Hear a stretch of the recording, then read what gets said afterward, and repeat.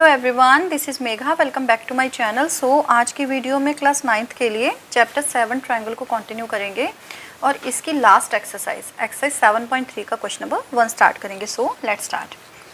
देखिए question number 1 में क्या गिवन है।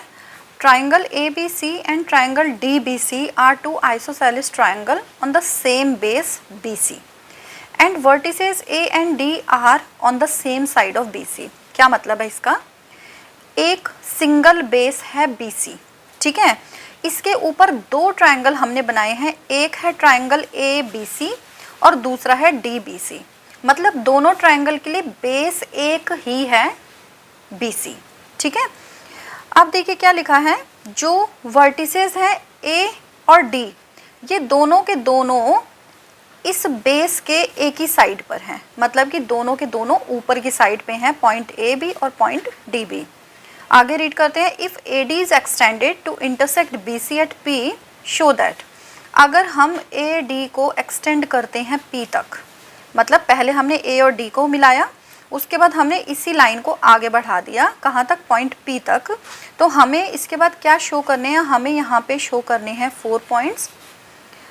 1 बाय 1 चारों को देखते हैं, ठीक है। स्टार्ट करते हैं इसको सॉल्व। ओके, देखिए सबसे पहले पार्ट फर्स्ट को सॉल्व करते हैं। इसमें हमें दिखाना है कि ट्रायंगल ABD और ACD ये दोनों क्या है? कॉन्ग्रुएंट ट्रायंगल्स हैं, ठीक है। ABD मतलब ये वाला ट्रायंगल और ACD यानी कि इधर वाला ट्रायंगल, मतलब कि दोनों साइड जो ऊपर वाले ट्रायंगल्स बन रहे हैं, इन दोनों को हमें कॉन्ग्रुएंट दिखाना है।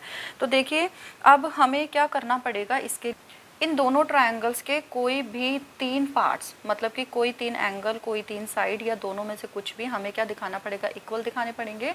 और जिससे फिर हमारा क्या है, जो कॉन्करेंसी वाले जो रूल्स थे हमारे, उसमें से हम कोई एक यहाँ पे अप्लाई कर सकेंगे। अब देखिए अभी क्वेश्चन जो हमने रीड किया था उसमें था कि ABC और DBC ये दोनों क्या है? आइसोसेलेस ट्रायंगल हैं।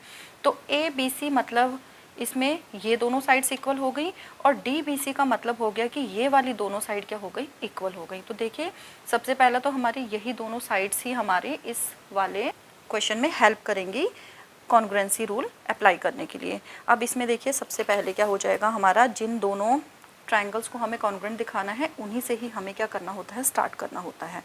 सो हम लिखेंगे in triangle ABD and triangle ACD। First of all AB और AC इक्वल हैं। क्यों इक्वल हैं? ये हमें गिवन है, क्योंकि ये क्या था? आइसोसेलेस ट्रायंगल की दो साइड्स हैं। सेकंड थिंग जो है वो है हमारी BD इक्वल्स टू CD, और ये भी हमारा क्या है? गिवन है, क्योंकि जो दूसरा ट्रायंगल था हमारा नीचे वाला, ये भी हमारा क्या था? आइसोसेलेस था, ठीक। अब थर्ड थिंग देखिए, ये दोनों ट्रायंगल्स हैं तो इसमें जो ये AD साइड है ये इन दोनों में कॉमन है, ठीक है।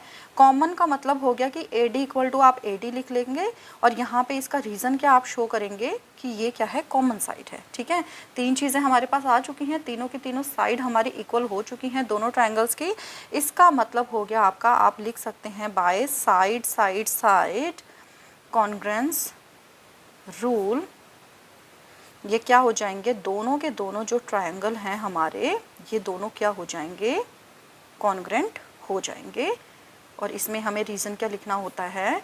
CP CT।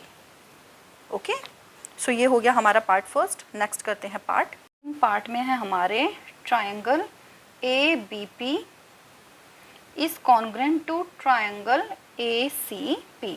ABP it means ये वाला आपका बड़ा वाला, ACP यानी कि इस साइड वाला, ठीक है।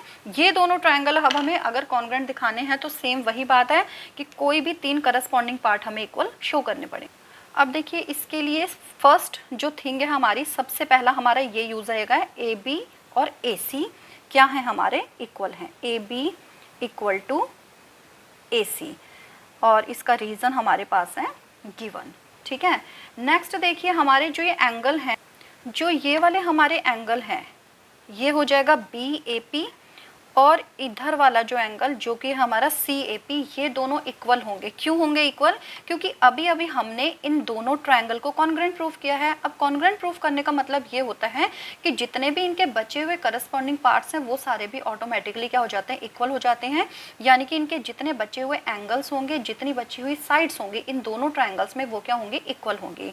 अब फर्स्ट वाला जो हमने प्रूफ किया था उसकी हेल्प से हम लिख सकते हैं ये दोनों एंगल क्या हैं, हमारे इक्वल हैं। तो हम लिखेंगे angle BAP is equals to angle CAP, और यहाँ पे हम लिख देंगे बाय पार्ट फर्स्ट।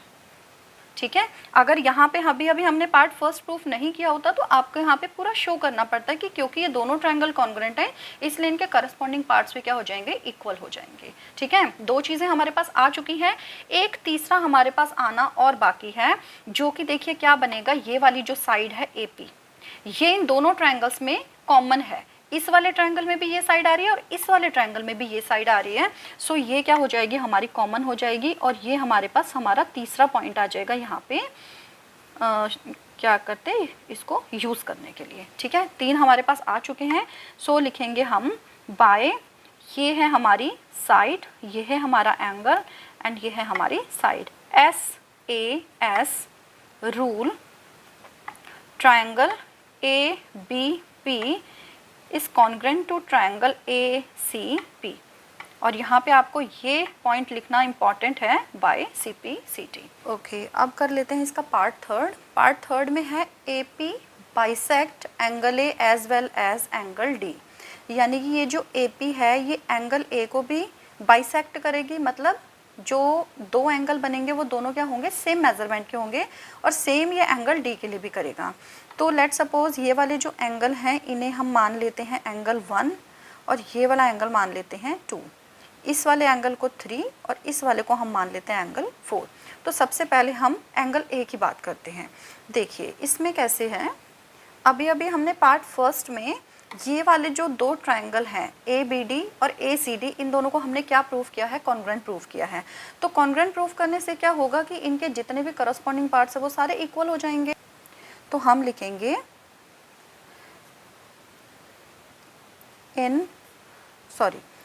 यहाँ हम लिखेंगे triangle ABD is congruent to triangle ACD, so angle 1 is equals to angle 2, और ये कैसे हो गया, बाय CP/CT। CP/CT हमने अप्लाई किया है, दोनों ट्रायंगल कॉन्ग्रुएंट हैं, तो इसका मतलब जितने उनके करस्पॉन्डिंग पार्ट हैं सारे इक्वल आ जाएंगे बाय CP/CT।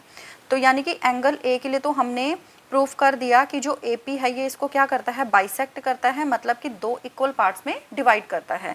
सेम काम हमें करना है एंगल D के लिए। तो एंगल D में हमने 3 और 4 माने हैं, तो हम देखो इन दोनों ट्रायंगल्स को देखेंगे, क्योंकि ये जो एंगल 3 और एंगल 4 हैं ये हमारे इन दोनों ट्रायंगल्स में हैं।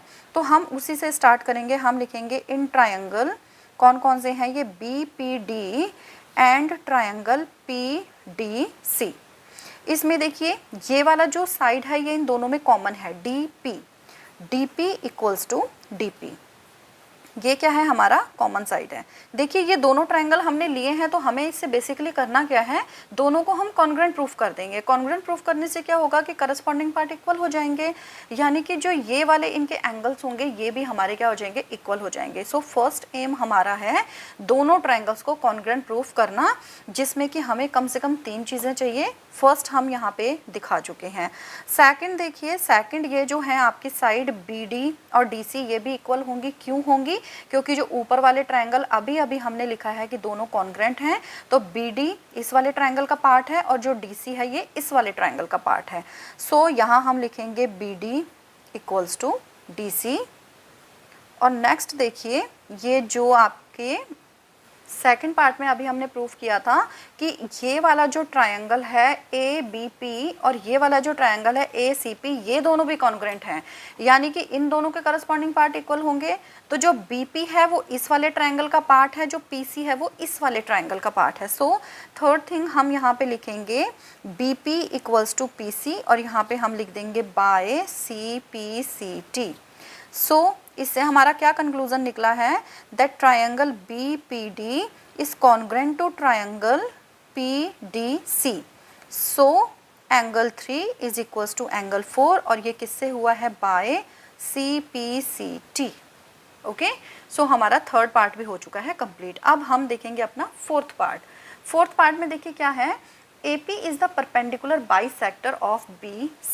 इट मीन्स ये वाला जो साइड है AP, ये BC का परपेंडिकुलर बाइसेक्टर है, मतलब कि जहाँ पे ये कट करेगा, एक तो ये दोनों एंगल कितने होंगे? 90 डिग्री के होंगे, और दूसरी चीज़ है कि ये इस लाइन को बाइसेक्ट भी करेगा, यानी कि BP इक्वल्स टू PC हमें दिखाना है। अब इसके लिए देखिए, ये जो AP है ये इस BC पे स्टैंड कर रही है।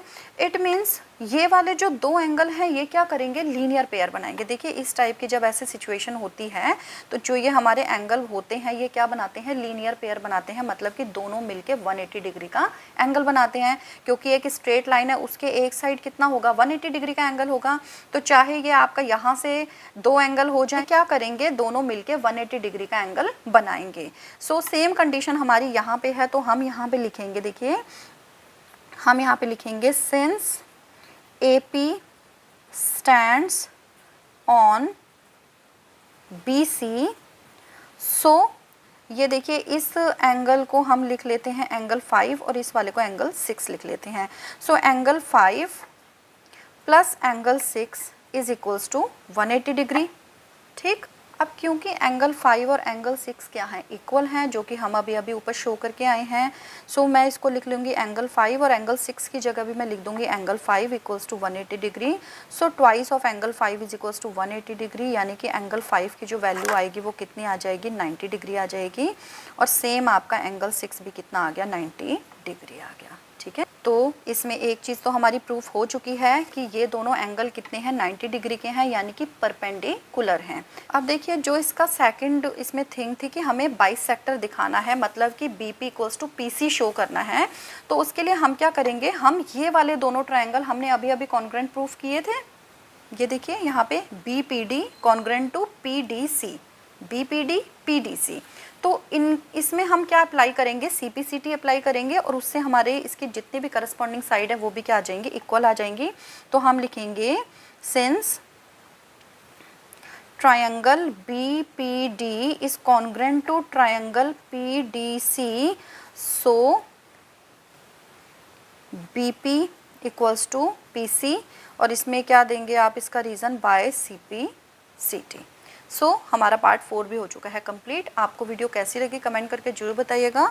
अपने फ्रेंड्स के साथ, क्लासमेट्स के साथ वीडियो को जरूर शेयर कीजिएगा। So stay connected for next video. Till then take care, bye bye.